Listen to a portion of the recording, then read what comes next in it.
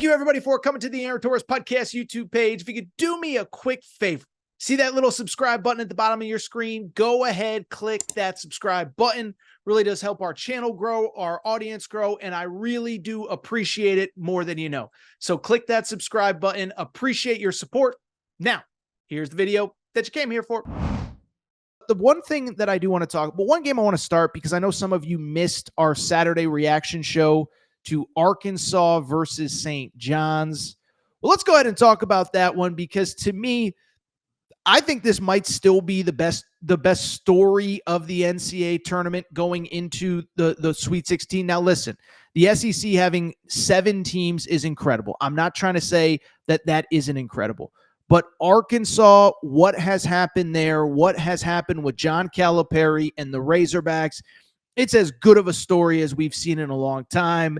And it was capstoned on Saturday as Arkansas in Providence gets the win over St. John's. Final score 75-66. And yes, we did talk a little bit about it on Saturday in a recap. But for those of you who didn't listen, I just want to talk about it really quick. First of all, listen, I hate to say it, there were really 2 stories of the game. There's the Calipari angle. There's the Rick Patino angle. There was also the refereeing angle. And we talked about it on Saturday. Refereeing in this game was abominable, okay? The good news is if you're looking for a positive, it was terrible on both sides. Now, St. John's fans will tell you it was worse for them. Kadari Richmond, their second leading scorer, their biggest playmaker, he was, he fouled out in like 16 minutes of play, but Big Z fouls out in 10 minutes of play for Arkansas.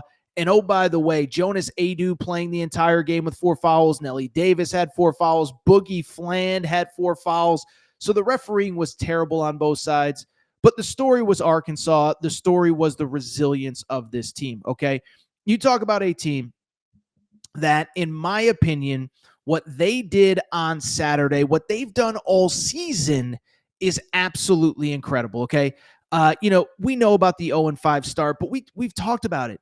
The fact that this team, the fact that they were 0-5, a couple things stand out. Now, listen, there's a glasses half full, glasses half empty element to this.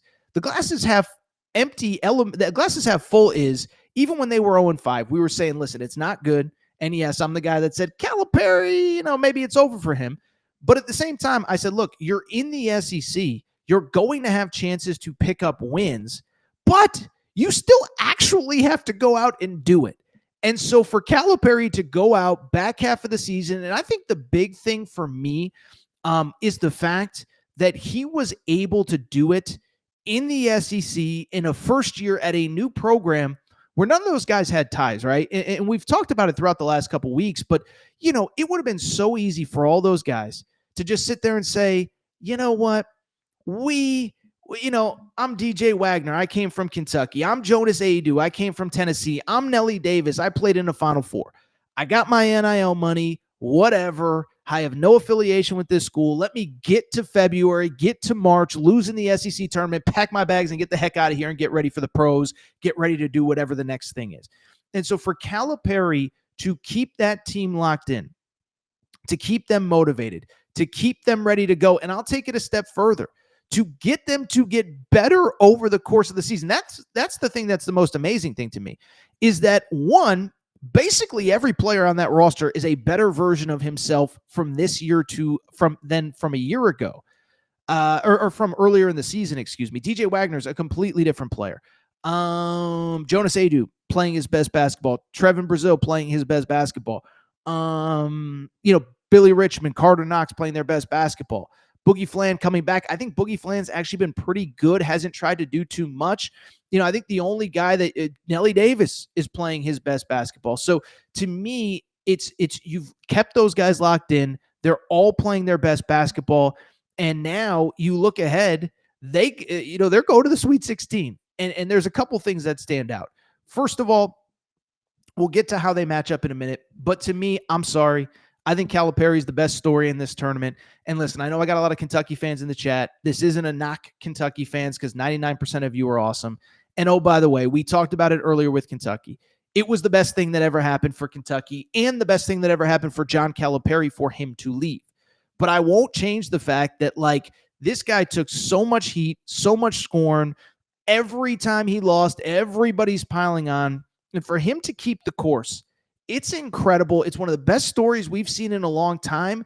And I think the cool part is how he has blocked out the noise. I thought it was really interesting. Matt Norlander from CBS did an unbelievable story on CBSSports.com where he talked to Ellen Calipari, which is John Calipari's wife, and then his daughter, I believe her name is Megan. I apologize. The one that they keep showing on TV. She's got her head in her hand. She's sweating it out. She's nervous.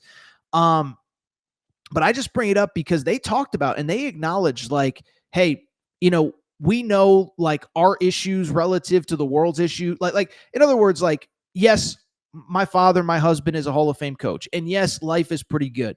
But it wasn't easy leaving the only home we've known for the last 15 years, the place that we thought we were going to retire. It isn't easy seeing the things that everybody is saying about your husband, about your father, online, on the internet, on TV, in the newspapers, and whatever. And we could sit there and say, one, it doesn't impact people, but two, just to ignore it. But the bottom line is it's impossible to ignore. You can't turn on the TV during college basketball season and people aren't talking about John Calipari.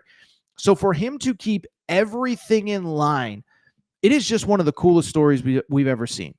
The best part is, I think you kind of match up well with Texas Tech going into the weekend. Now, we're going to preview all of the big Thursday, Friday games, probably on Tuesday night. By the way, the portal opens on Monday. We're going to have a portal reaction show on Monday evening, so make sure and stay tuned for that. But I just bring it up because when I look at Calipari and I look at Arkansas against Texas Tech, I think it's a pretty good matchup.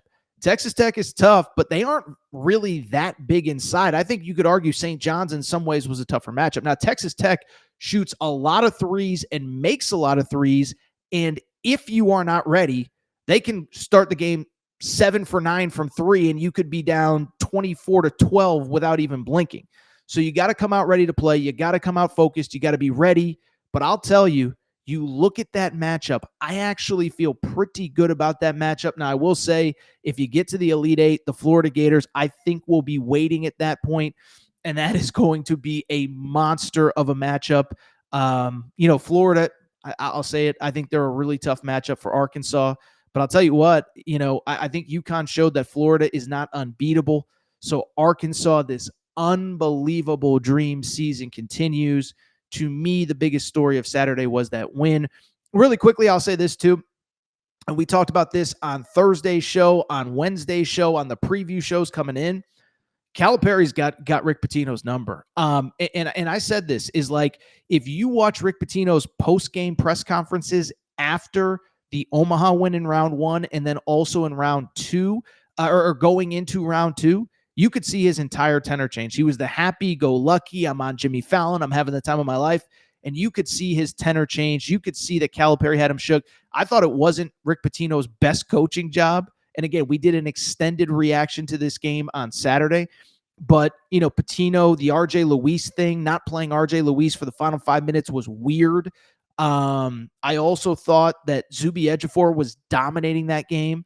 Arkansas fans might disagree on the word dominating. Maybe he was just getting some calls. But Jonas Adu comes in with 4 fouls. You don't really go back to him. But wasn't Rick Pitino's best day, but part of it was John Calipari. You can see that smile right there. Look at that little guy. Look at his little smile. He's so happy. John Calipari and Arkansas get the win, the big story of Saturday.